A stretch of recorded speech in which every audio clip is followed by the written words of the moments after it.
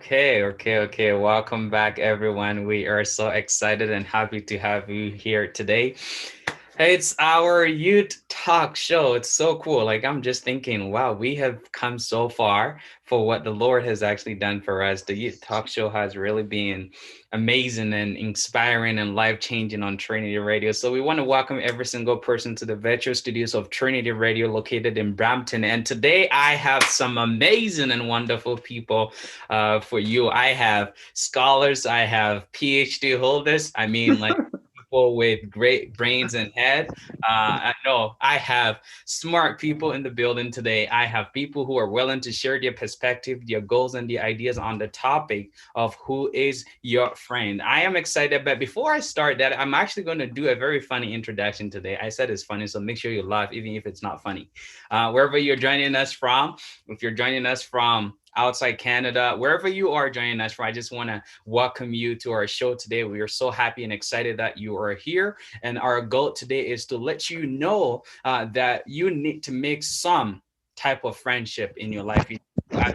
have someone as your friend, you need to make sure that someone is literally your friend in this world. You need to have some sort of somebody that you can always connect, you can always talk to whenever you are in need of something. So I'm going to go straight and introduce my panel members today or to you. There are some people that you haven't seen before in this entire world. Maybe this is the first time you're seeing them on the show. If you've seen them in the world before, you are privileged to see them again as they bring a very wonderful thought and ideas to the show today. Our topic again, I want to remind you, who is your friend? And you can always send in your comments or your questions to the chat section on our Facebook live streaming or our YouTube live streaming, and we will read that out and we'll try to answer the questions. And of course, if you want more questions, we are always welcoming those questions as well, and share that, respond to those ones and just connect with you and grow with you as we are all moving on in this pandemic, in this world. It's so exciting.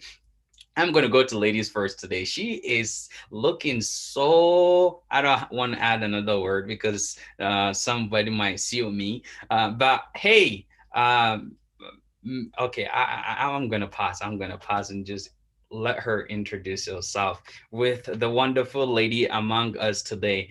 I give you the privilege to tell us your name, what you do, and one thing that you don't do. So tell us what you do, one thing your name, what you do, and one thing you don't do. Let's go. Kenneth, I didn't know you were a comedian. But my name is Danielle. Hi, everyone. Danielle Placide. I am Haitian. One thing I do is I work out. One thing I do not do is eat pork.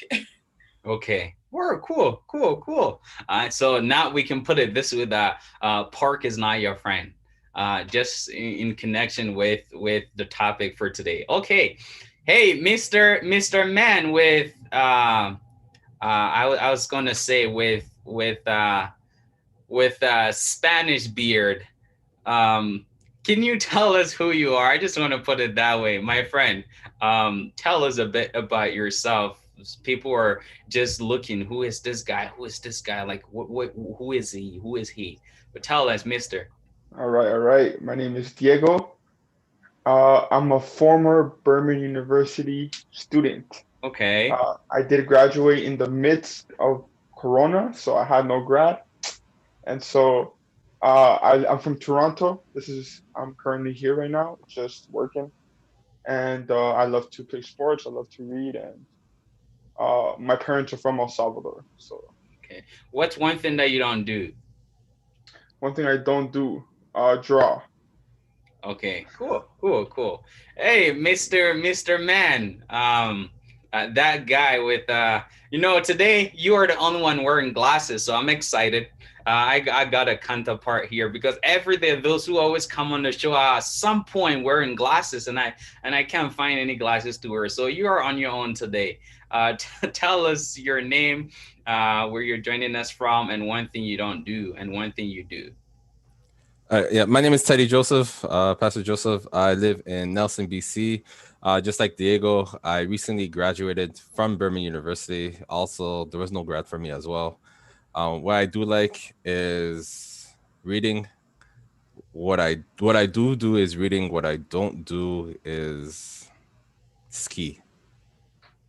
Whoa, you don't ski. No. Okay, well, I am not the only person who don't ski. So, for those of you who don't know me, my name is Kenneth Apiakubi. I was born and raised in Canada. I am a student of Berman University. I have done this show for 3 years now, and I'm excited to always renovate it and bring different aspect of it. So we want to welcome all of you. Our topic today is, who is your friend? This is like on top of my head. Do you guys have friends? Okay, Diego, who is your friend? Danielle Placide. Oh, Danielle Placide is your friend. Okay. Hey, Teddy, do you have friends or do you have a friend? Yeah, I got friends. Oh, you do? Okay, so I'm going to start with a story. One day I woke up and I said, I don't want to have any friends. And I woke up thinking, going through the day and saying, oh man, some friends are not good. Some friends are bad. Like I was I was discouraged about the things that most of my friends do. Sometimes I'm doing something right and no one supports me or encourage me or make me happy. And I felt so disconnected. It's like, there's no point making friends or having friends or working with friends. But one day I read a story which says, what a friend we have in a guy called Jay. And I'm excited. We are going to talk about it more. But I just want to hear what you guys have for me today. There are some cool stuff that I know that all of you are excited to talk about. But I just want to start with a very cool, simple question. Does it matter to even have friends as a young Christian? That's just a basic question that I want to start with our discussion today. Does it matter? Does it matter to have friends as a young Christian?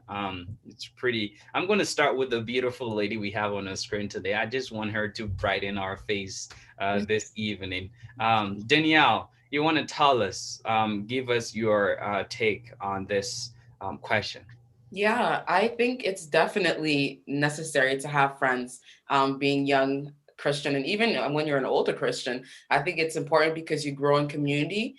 You'll have a support system. If they're good friends, of course, if they're godly friends, they will uplift you when you're down, and they will definitely be there to remind you of God, be there to remind you of God's will. When you may feel like slipping away, you may feel like doing things that are not right, they will be there to remind you of who you are. So I think it's definitely important. It's definitely important to have, a friend as a young Christian. Diego, I want to come to you.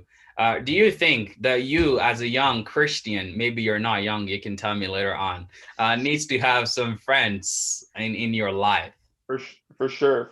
I think the main aspect for me to of friendship in as a Christian is accountability and culpability. Mm, I think true friends keep us accounted, like Danielle said, and I mean, there's many examples of this. The Bible says in that David and Jonathan were very good friends, and I believe it's First Kings 18. It says that David loved Jonathan as himself, mm. and so that's a level of friendship of being willing to give uh, anything for them. And I think it's not just in the here and now, but also in the age to come, like Jesus said, uh, Mm. helping them achieve eternal life by being accountable with them. Okay, thank you. Thank you for sharing that. I love those points that all of you are sharing right now. Pastor Teddy, you want to give me your take on this question? I'm sure that you're young and you have young people in I'm your young. church. I'm young. Tell I'm young. me.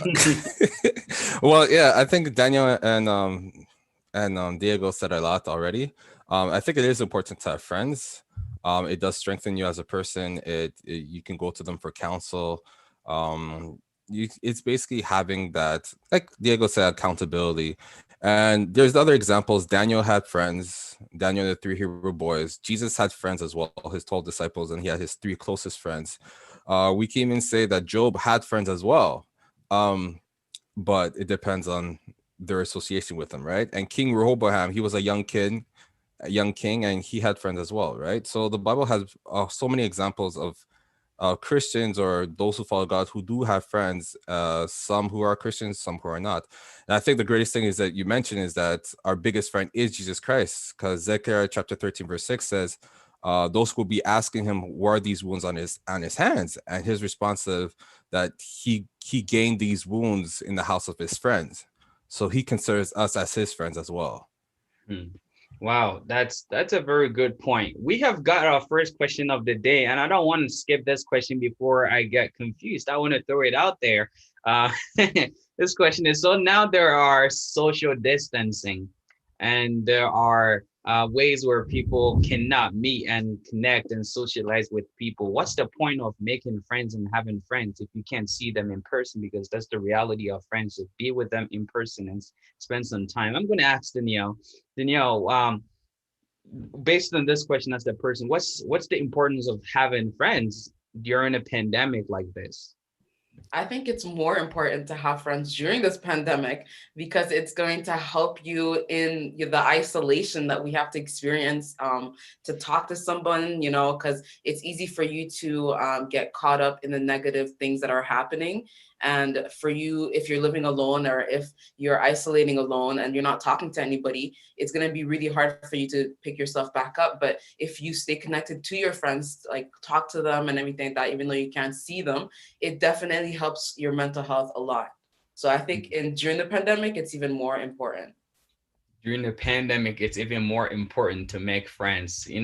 We are in the age where technology is one of the best ways we can use to connect with people. And so it is absolutely relevant and important to have some friends. If I like when I was counting my friends yesterday, it was funny.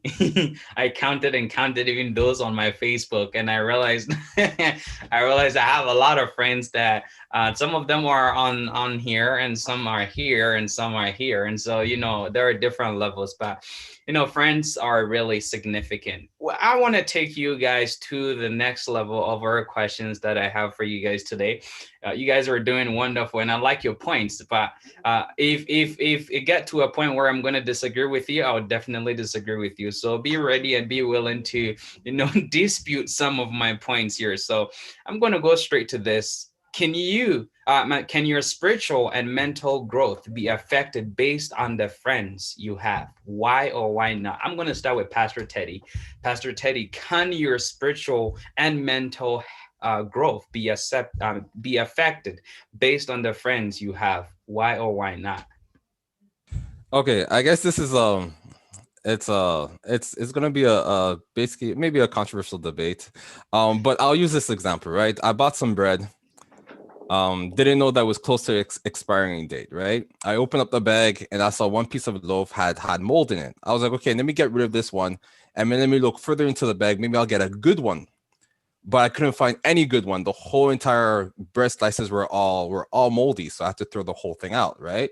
So in a sense, it represents that if there's at least one person who may be a bad influence, it may actually corrupt your morals or corrupt your values, right? And there's plenty of examples that it says bad company corrupts good morals. Proverbs is a beautiful book. It has lots of counsels, lots of wisdom in terms of who to associate with. For example, it says, "He who walks with wise men will be wise, but the companion of fools will suffer." Do not be envious of those who want to do wicked things. For those who want to entice you to do evil, don't go with them.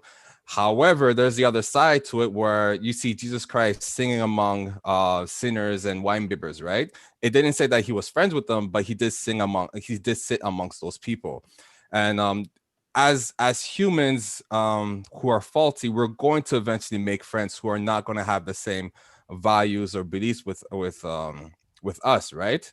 Usually, when I first came to the church, I still had friends who were not Christians, but as I was seeking those who had the same mindset, my friends from outside the church started to just go away. I probably have a maximum of maybe 3 or 4 friends who still are my friends, even though our belief is different, right? But I did gain a whole bunch of Christian friends. Just to keep it short, even if we make friends with unchristian people, the Bible does exhort us to be to preach in season and out of season, and always be ready to preach the gospel, right? Doesn't necessarily mean by words, but by our behaviors, our actions, by our speech.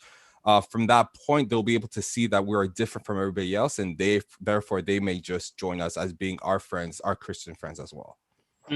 Wow, that's a wonderful point. That's a wonderful point. Diego, tell me about what Teddy said. Do you agree with him? And what's your additional points to what Teddy, we're talking Teddy, about Teddy here? talks too much. He doesn't leave me anything for me. uh, yeah, I agree with Teddy. I think the way I view it, since I'm a public school product, I am not an Adventist or Christian product in terms of institution, how I was raised in school. And so my thing is, I'll put it this way. If you know who you are, you don't need people to tell you, right? And so, yes, having good companionship, having Christian friends are good. It's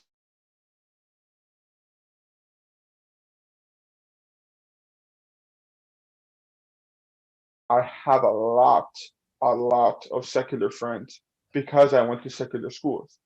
And so having them nearby enough, having them close enough for them to see what I do is necessary, and for them to raise an eyebrow and ask, And so I've had a lot of conversations with friends asking me, things about what's happening in the world today, like just typical questions, is the Bible sexist?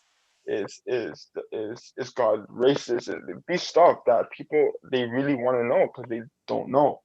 And so yeah, you should be wise in choosing your friends, but at the same time you don't want to uh remove everyone from the point of who are you ministering to now. Mm, mm. That's a great point. I totally agree with you. I'm just thinking like, wow, you guys are wonderful. Let me go to Danielle. Danielle, just finish the food for me, on this question. What food are we eating? I don't know, but the food, which is the question Haitian rice, itself. Haitian rice. Yeah, honestly, I agree with what was said. I think that when it comes to ministering to secular friends and still keeping them in your life, I think you have to know yourself and know if you are, I think, stable spiritually enough to handle that. Because I feel like if you're not, then it's very easy for you to be pushed and swayed by them. And that's not the goal. The goal is to minister to them. So I feel like you need to know yourself and know if you're at that level to be able to do that. But I completely agree with everything that was said. Yeah. Hmm. Hmm. Well, it seems like all of you are good friends. No one is trying to fight anyone here. That's pretty nice. It seems like you guys are good friends, and these are top of the friends we need in our lives as Christians, as young people. So I'm actually gonna put this kind of comments that people are sending in. So by the way, people are sending in comments that you may not see, but I will read them to you. Someone is saying that how long have you guys been friends? Diego, you made mention from the beginning that Danielle is your friend. So someone is asking, how long have you been friends and how is your friendship so far? I don't know why the person is asking, but I'm gonna want you to answer that question. Well, Well, like, sorry, go ahead. no, I was gonna say that I met Diego my first year at Berman University, and I'm in my last year. So it's been what, 3 years now? Mm. Yeah, that's my homeboy. That's my boy. Okay, so now Diego, answer the other part. What was the other part? The Sorry. other part was how is your friendship going? Oh, it's good. It's good. I think honestly, and Danielle has said this to me before. Having friendships with people from the opposite sex, I think it's very important. And when you have a healthy one, it's even better. Mhm. And so I know Danielle, like she's someone I can just talk to and like be straight, and always be always have a healthy relationship. Uh, so yeah, it's great. Oh, right. It's great. It's great. I like that. I like that. There are a couple of comments. Someone is saying, great topic, guys. Thank you for sharing. I really appreciate it. Someone is saying, Pastor Teddy, your glasses are glowing. I don't know why the person is. They're not paying attention. They're watching his glasses. Well, the good thing is the person is a very old man. I guess I'm assuming so that you can be really comfortable with the comment. You know what I mean? Oh my goodness. Yeah, someone is saying, okay, it seems like you guys are talking about friendships, but what type of friends are you guys really trying to discuss here? I guess maybe we can clarify that later on. Friends in terms of the ones who can help you first, spiritually, not the ones who can give you a baby for next year. Come on That's now. not our focus. That's not our focus right now. I'm gonna be honest. We can talk about that one, but that's not the one we were talking about. So thank you for that question and comment out there. Anyway, we want to thank everyone for joining us so far on our show today. We are so grateful and thankful for your time with us. This is trainingradio.ca. Our goal is to let you understand how you can grow in Christ and learn more things about how you can be a strong Christian and be the person person that God has made you to be. And so we're going to take a short break. And when we come back from this break, we have some wonderful and amazing questions and answers that are on our show today. I don't want you to miss that time. I don't want you to miss that opportunity. So stay right with us, and we will come back in a few minutes. Enjoy as we take our short break.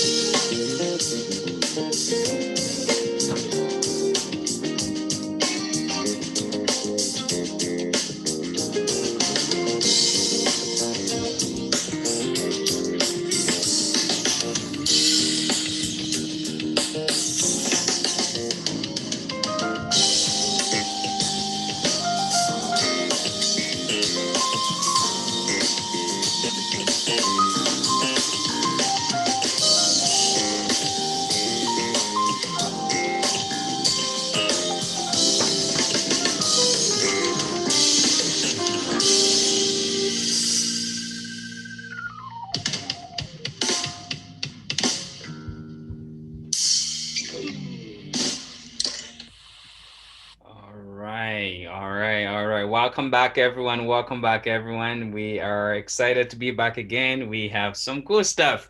Yeah, the break was pretty like exciting because I got a lot of text before actually sending in questions from backdoor. I don't know why people like the back door whilst the front door is always open, but that's part of friendship too. When people are close to you, they can come through your back door at any time that they want. That's actually a question that someone want to ask. How do you make sure that your friends don't dig deeper into your privacy, your private life? That's the question. This is I'm going to let all of you speak a little bit about this question. How do you make sure that your friends or your friend don't dig deeper into your private life? You want to share that with us? I'm going to start with Diego, and then I'll come to Danielle, and then I'll take Pastor Teddy. So, Diego, hey, how do you make sure that your friends don't know your iPhone password or don't know how many times you have sinned or how many times you've done something bad or how much money you have in your bank account? How do you make sure? How do you, do all these boundaries just to make sure that things are on the right path? Okay. Man, that's a hard question. uh, I mean, the first thing that comes to mind is it's boundaries. Boundaries look different in terms of context. You have boundaries with your church members. Also, you have boundaries with your work friends, and so on and so forth. And so, I mean, that's hard. That's a very hard question because, uh, thankfully, nothing like that has ever happened to me, where a friend has ever like hacked me or done anything like to that extreme. But I think time will tell. The Bible says, "You shall know them by their fruits. By their fruits you shall know them." And so, I think over time you get to see who they are really. Just like, and I don't know, I'll just say this story. Uh, so Danielle actually told me that. Sorry, Danielle, but when she met me, she was like, I don't know, man. She was like, I don't know about this guy, man. I don't know. He seems fishy, or what? I don't know what she thought exactly, but she was a little like skeptical on me. And so like how she was on that day to now is time, right? Time transpired, and ultimately she saw fruits, hopefully good fruits for me. So I think boundaries and time will tell. Hmm, that's really interesting. Thank you for sharing. Danielle, what's your take on this question? Yeah, I definitely did see fruit, Diego. But yeah, I agree. Boundaries is very important. And I think for me, I don't state my boundaries straight off the bat in the beginning because sometimes that you need a situation to happen to know that, oh, I actually did not feel comfortable the way you handle that, or I prefer you doing it this way. So I feel like I kind of wait for a situation to happen for me to be in the scenario to be like, listen, I'm very uncomfortable with that. So can you not do that again? Uh, for me to actually share that with my friends. But it's definitely important for you to have, it's not as if you're compartmentalizing your life, but there are some private things that only you and God need to know, or you and your family or your wife or your husband if you're married. There's certain things that you need to keep to yourself, and that your friend doesn't necessarily need to have all that type of access. So just saying it, if it's a healthy friendship, if that person is also healthy, there's no need to blow it out of proportion and get mad. That anybody that respects you would have no problem following your boundaries. Mm, mm, mm. Pastor Teddy, maybe you might actually answer this question from a different perspective since privacy is one of the greatest things you always think about. I'm just reading your glasses because your glasses talks about privacy. So tell me a bit about it.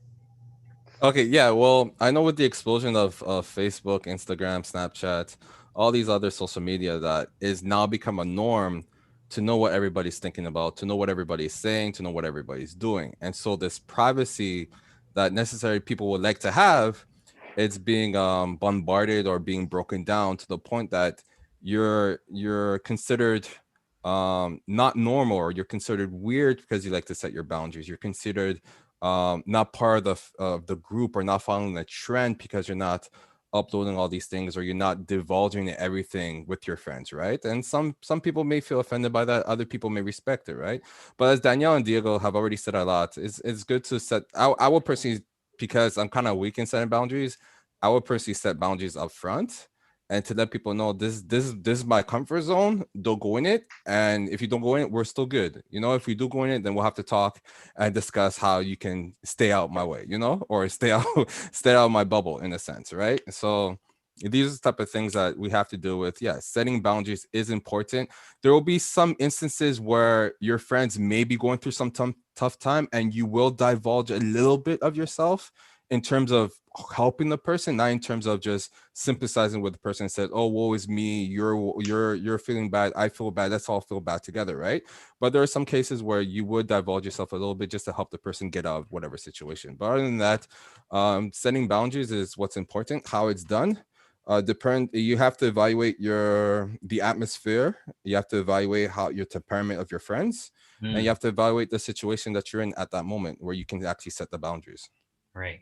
Right. Great points. Great point. I think that's a wonderful way to actually deal with the question. All of you, I told you from the beginning, and I got some PhD holders and smart friends here who are going to break some points down. So I just want to give a quick shout out to some of our viewers who are saying they're really enjoying the show. Kami is watching from Ghana.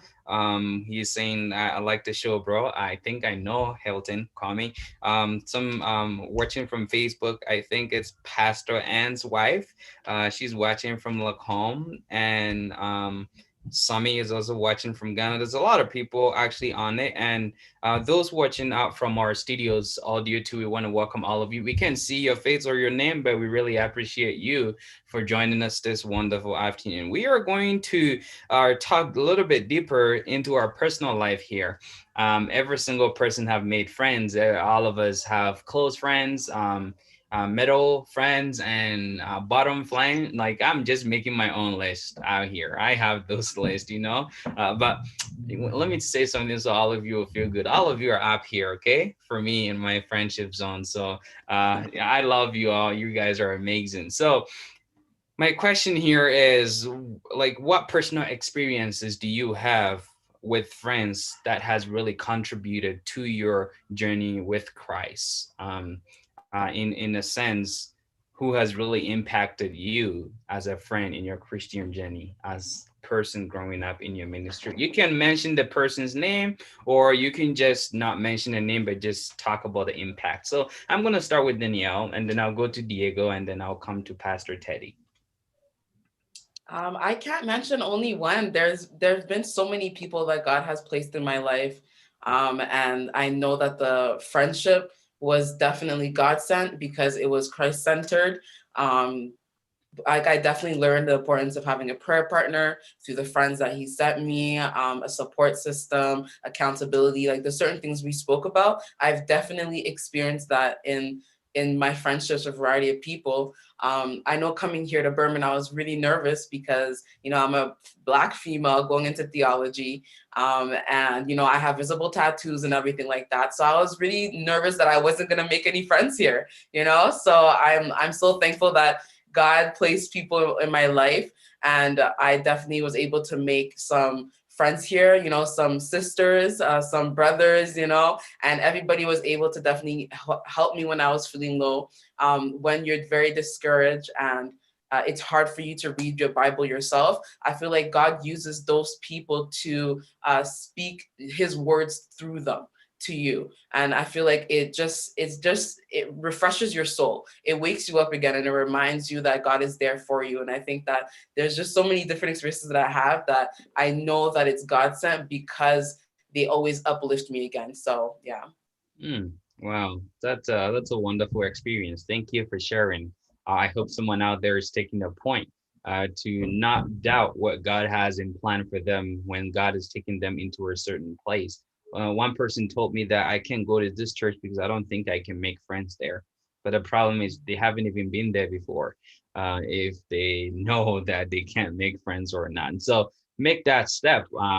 Our hope is for you to make some good friends that can really inspire you to get to the final destination as we all fighting for in this world. Diego, I want to come to you. You want to share your experience with us, please? Yeah, I think I'll speak about my 4 years at Berman. I think there's too many. There's too many that Danielle said as well. I agree with her. There's just too many to call out, but I think there's a couple that in specifically have helped me a lot because uh, they just, and it's very simple, but it's just a reality. They just listen to me. Uh, I came in uh, I came in Berman in my first year a certain way, and I graduated a different way. And I think God carries you throughout the journey on your understanding of Him, and through reading, through studying, and through praying, revelation is revealed more. And so, when I would have doubts of things, I won't mention them, but doubts in theological aspects or even denominational aspects, Mm, I have friends that just listen to me, and they didn't look at me like I was a heretic or I was apostatizing. It's just a reality, it's just a concern I have. And so, knowing that there's people like that in my circle has helped me so much, and it's actually helped me, motivated me to do it to others, right? Because the mm, reality is that this generation, the generation that's coming up before us, is a generation that will question more things than the ones before.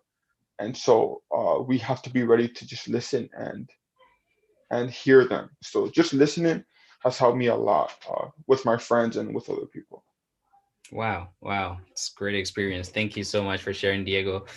Teddy, you want to share with us your experience with friends? Yeah, when I first became a Christian, I had a very strong core group of friends.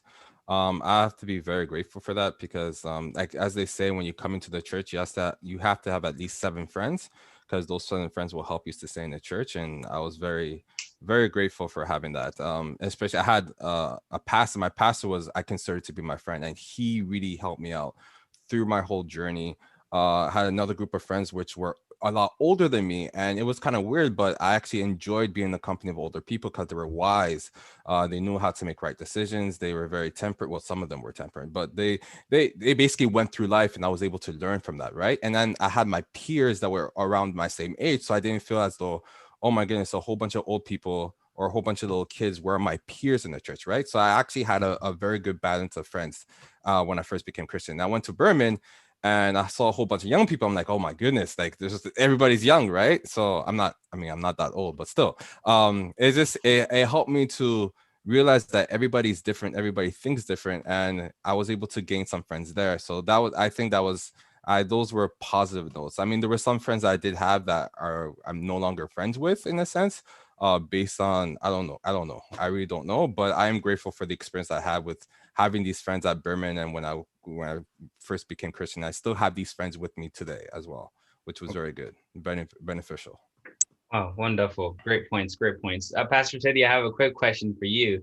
You all of you have said great points, and all of you have been sharing, um, like especially like experiences about people that you've had in your life, like tangibly or physically in your life. And I want to put it this way: is there any friend that you haven't, like the person is your friend, but you haven't got to see them ever before in person or face to face? Wow. Like A they're friend, really a close friend to you, Teddy, and you haven't probably seen them face to face in person, or is there anyone like that? like ever, or Like is you this been a haven't very seen long their time? face ever. No, I've never, no, I never had a friend like that before. I would Okay. find it suspicious.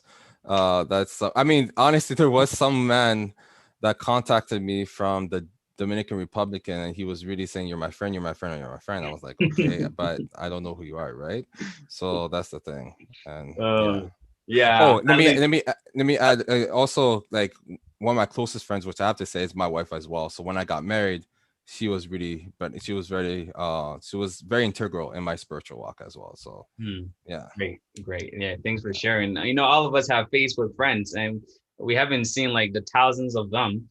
And it's like I was checking my Facebook, and I was telling you I was counting my friends, and literally I only know like 800 people out of that 5,000 people I have on Facebook, and it's so crazy. And we call them 800 is a lot. Oh, Kenneth, there is one friend I completely forgot to mention. There was one person I do know. My wife just reminded me, and the person I'd never seen before, I consider a friend, is Jesus Christ. So I don't know if you were trying to get into that, but yeah, Jesus Christ is somebody I that don't we've know. never seen before. But yeah, that's that one friend that we have that we never seen before, but we'll see face to face one day. Okay. I'm building a point. So I told you I was gonna counteract with you guys. Pastor Diego, you have one friend like that. No, You that's don't? my answer. Okay. You don't have one. But Danielle, Pastor Danielle, do you have a friend like that you haven't seen before in person ever? No, I've never experienced that. I definitely have long distance friendships that, like, because I went to Kingsway for high school for 2 years, and there are some friends that I made there that live in like Switzerland and like completely opposite side of like the world where I'm living. So because of that, I don't see them anymore. But I don't have any friends that I've met online and we're close, but we've never met. No, Wow. So it's now very possible though. Pastor Teddy brought in a name, and that's an invisible name according to me. We're today, and that's where I want us to actually sort of conclude as we're about to wrap up soon in our discussion for today. It's really interesting. Most Christians talk about Jesus, what a friend we have in Jesus. Our theme song that I chose for today was "What a Friend We Have in Jesus," in a sort of way where people always want to be friends with Jesus, but Jesus does not live in Lacombe or Brampton, or he don't live in BC or Ottawa, or like just name the place. Where is Jesus? What's the address of Jesus? It's hard to actually. What's his cell phone? Like what food does he like? What's his favorite color? Like who like. Man, so many questions, but everyone want to be friends with Jesus. And so my question is, how do you make friends with somebody who does not have a house on this earth right now, as we were talking? I know this is the deepest part I want to take for a discussion today as we're closing. So I'm going to start with Pastor Danielle. Maybe Jesus isn't your friend, but if he is your friend, please let us know and how you actually interact with him. Yeah, Jesus is my friend. I would definitely say he's my friend. I would claim him. I don't know if he'll claim me though. But yeah, He will claim you. He will claim you. Trust me. Amen. So how I'm friends with Jesus, even though I've never met him personally, is definitely through reading his word. Through experience, through the Holy Spirit speaking to me and leading me, showing me different signs. Like my relationship with God grew so much. And I think that original first call for me to accept him into my life and for me to get to know him, it was a very small call, very light, but I definitely felt like something within me was calling me, that I could definitely have a deeper relationship with God. Because although I was raised Adventist, I don't really believe that I myself was Adventist until in my 20s. I was just following what was going on in my house. But when I answered that call and I started reading his word, I started speaking to him, I started praying more, I started being silent and letting him speak to me, it definitely grew our friendship, grew our relationship, and it grew my trust in him, my faith in him through the different experiences that I go through, whether they're good or bad. Just the fact that he's there with me and the fact that he's orchestrating everything and that he's trying to teach me, he's trying to equip me, he's trying to mature me. I know that that friendship is there and it exists, even though I've never met him. I like that. Diego, I'm going to put your question this way. I want you to talk about it this way. How do you trust someone who is invisible at this point in time. In our world today, seeing is believing, but in the context of our Christian walk, what we have actually got to understand is believe before you see. And so, Diego, how do you actually trust this? I don't want to say this. I mean, Jesus Christ, who is invisible right now as I'm talking to you. We can't find his address. How do you trust such Yeah, being? I think I think it's a reality that we have to understand that we must have a worldview that is not just a physical worldview, but a metaphysical one. That there are realities in this world that we can't quantify or we can't prove. Love, for instance, is one. Love is something that no one can prove, but it's just something that you experience. And so I definitely think God, the Bible says God is love. And so it's something that, forgive me, I'm just losing my train of thought. Uh, so there are things in this world that are not essentially measurable or provable, but it's something you experience. And so I think having a framework of balance in terms of the physical and the metaphysical, Mhm. it goes along with the biblical story. It lines up with what the Bible is telling you in the great big picture of the great controversy, that there is evil, there is good, but Mm, there's a movie behind the scenes that we can't see right, that's taking place. right. And as much as we see evil, we also see good because we can recognize the evil. Mm, mm, mm. And even with what you're saying, it's making me think that everyone is always talking about good and evil often, but it's not really a thing that you can touch, but you always experience it. Yeah. And in the same way that you can see Jesus Christ, you can experience your relationship with him when you trust his word and spend more time with him in prayer and in his studies. And so, and just to even add to that, there are things that he said which came to pass, and there are things that he have said which are constantly coming to pass, and it makes Right. me trust him and his word. And so thank you for sharing that. Pastor Teddy, I want to come to you. Well, I think you just answered that question. Daniel and Diego both touched on it, or they completely talked about it. But yeah, it's to know somebody who you can't really see. It's to be able to read about him through what he has given to us, and that is his word. If we look simply at Hebrews chapter 11, there's a whole bunch of people who, though they have not seen him, they trusted him enough to intervene in their lives to the point that they were either blessed, they had children, they were able to conquer lions, be able to go through the fire, they were even able to forsake all the riches for just to be with those who followed him as well, right? Moses, for example. So by reading his word, you actually get to know what type of person he is through Jesus Christ, and Jesus Christ reveals the Father. And through the experience that Danielle talked about, and how he answers your prayers, and the fact that he does answer your prayers, tells you that there's somebody that exists that's intimate enough to basically make sure that you're okay, to make sure that you're going on the straight path, to make sure that you're going to eventually get eternal life by trusting in him and obeying him, right? So these are the type of things: praying, studying his word, and be able to share with others, and seeing other people believe in the same God. It actually gives you more comfort to know that he does exist, right? Looking at nature and you see that he does exist. Look at other people who believe in him. It confirms it, encourages you, and motivates you to know, okay, this man is real. I've seen it in other people. I've seen him do things in my own life. He is more trustworthy than what the opposite is, where you're created out of nothing. There's no purpose for you. Everything is do what you want, and in the end, it just results in vainglory, nothingness, vanity, and all these things, right? So.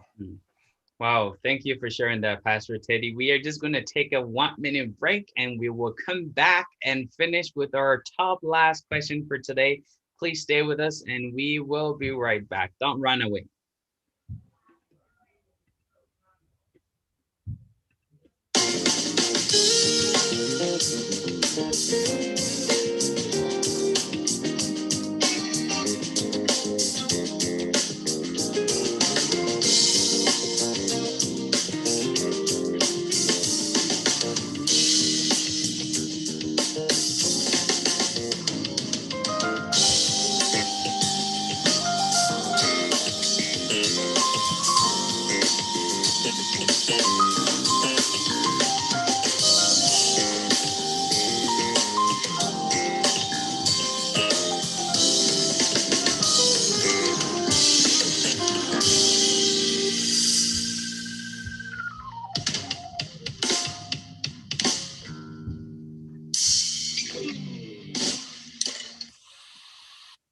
Wow.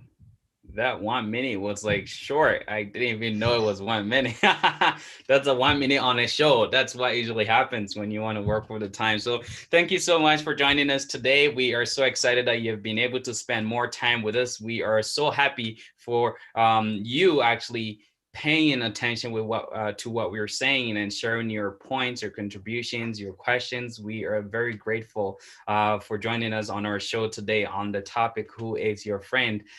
We are almost done and we have our last question for the day, and it's an interesting question that I don't want you to miss. It's a question that many people are struggling about today. Maybe you're not, and so you can just sleep on the question, but it is really, important to me. It's critical for me, and so I just want you to stay with us as we're going to dive a little bit deeper into this last question for today. And before we do that, I just want to let you know that you can always join our program every Sunday, 4 p.m. Mountain Time and 6 p.m. Eastern Time on this show. You can watch us on YouTube as you are watching us right now, or on Facebook as you're watching us right now on Trinity Radio Canada on Facebook and Trinity Media Official on YouTube. And you are always going to be blessed with such a wonderful program from young brains and amazing and fantastic, beautiful and handsome people who have God-fearing heart to support you in your walk with God. So we are very thankful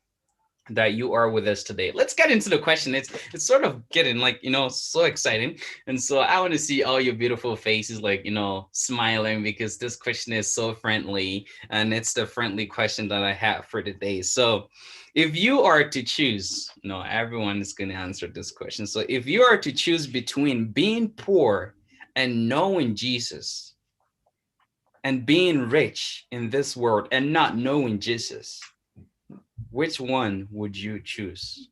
Explain your choice and let's get it. Now who wanna go first? Who wanna go first? I'll go first. Okay, yeah, go. Let's go. Uh, I won't do a cliche and start singing. I'd rather have Jesus than silver and gold. But in all honesty, the Bible says, "Taste and see that the Lord is good." Uh, and I've tasted, man. I've tasted, and it's good. And so I think living in a city, growing up in the city, I've realized by now that material things do not satisfy me to the degree I wish they would. And so every time I fail, I always just come back and realize that it's Jesus who fulfills me and who gives me peace, right? That when people look at me, they don't understand. And so for sure, I'd rather have Jesus than silver and gold. Mm. Wow, thanks for sharing and being honest. Yeah, man. Danielle, you want to give us that warm answer? Yeah, that's a very good question. I would definitely choose Jesus and being poor for sure. Because money can't buy you happiness. Money is very limited in this world. What can you buy with money? Like honestly, like anything you can buy with money, it's going to have an expiry date. Mm, It's going to expire, it's going to die, or somebody can steal it. It's gonna go away. And then if you wrap your identity in on those things, then you are unstable every time. For example, you may lose your job or you have no more money. And what are you living for? So I truly believe that my life, my purpose, and my reason of being is so much more wrapped up in Jesus, and then compared to like the society and money and everything that's going on here. Yeah, I definitely would not be able to live without God because, like Diego said, I've tasted and seen, I've experienced Him, and I've definitely seen how life is when He is included compared to how life is when He's not included, because I've been on that side too. And regardless of what may be going on in my life, if I have money or I don't have money, or I'm going through challenging times, God keeps me stable. I'm on the solid rock. So because of that, it doesn't matter where Jesus is, I'm always picking Jesus over anything. Teddy. Yeah. I have to use my example where before I even became Seventh Day Adventist, I wasn't Seventh Day Adventist when I didn't have the privilege or blessing to be a Seventh Day Adventist when I was younger. But before I became Christian, I was not a happy person. I was not, I wouldn't say I was depressed, but I wasn't happy. I was depressed. Some points I was suicidal, and even though all these things were happening, I had this love for football. And I believe if I continued, I would have been playing for the CFL. So this question kind of relates to me, where I had the opportunity to have money. Well, I mean, CFL doesn't offer that much money, but to have a decent living and not knowing Jesus. And I know for a fact that if I continued in that journey, I probably wouldn't be here today or even existing today, right? So when I found Jesus, uh that song "I'd Rather Have Jesus" really helped me to know that, look, you can buy, like Danielle said, you can buy everything, but you can't buy Jesus, right? You can't buy your way to heaven. You can't buy the true joy and happiness that comes with accepting Christ. And when I did, oh man, that was a wonderful moment. That was a wonderful experience. And yeah, I'd rather be poor with Jesus than be rich without Jesus, because in the end, people's destination is on this earth. My destination is in heaven and eternal, being in the eternal presence of the Lord. And the Bible says those who are poor, God is able to deliver them out of all distresses, all affliction, all these things. So even if I was poor, God's got my back, right? Because he knows me, I know him. That's I would not give up anything for that. Great. Thank you for sharing. I really love all your response to this question. I hope that for all those who are listening, watching, actually got something from this last question. Our goal here is for you to understand that physical friends are definitely important. The one who is beside your house and the one who is close to you is always, always, always important to have those people around you. But you can't escape having friendship and being in relationship with Jesus, because that's the ultimate thing. That's the greatest thing. And so if you don't know Jesus, we are always open to help you understand and have some sort of communication and relationship with him. If you don't know how to get through that, we're always willing to help you and support you and guide you through the best ways that you can actually understand your relationship with Jesus. So we want to thank you again for joining us today. We are so grateful for your time and we really appreciate all your questions and your contributions and your points. For those who are watching, we are very, very grateful for your time. God bless you. And I'm not closing now. I'm just going to give my panel members to give some shout out to some people in their life, because friends are really important. Last time someone called me, hey, you didn't mention my name as your friend. I was a little bit sad. So, I mean, it's up to you if you want to make all the list or you just want to say everybody. Okay, so Diego, who do you want to shout out today? I'll give a shout out to Pastor Z, Pastor Jamie Joseph, and Pastor Edwin, if they're watching. Okay, great. Tell them if they didn't watch, tell them to go watch, because you gave them a shout out and you have a surprise for them at the end. Pastor Danielle, who are you shouting out today? I'll give a shout out to Chermelin. She has definitely been encouraging me and praying for me throughout the semester. Online school is really rough, but shout out to her for always being available and willing to pray and to uplift me. Great. All right. Pastor Teddy, who do you want to give a shout out to?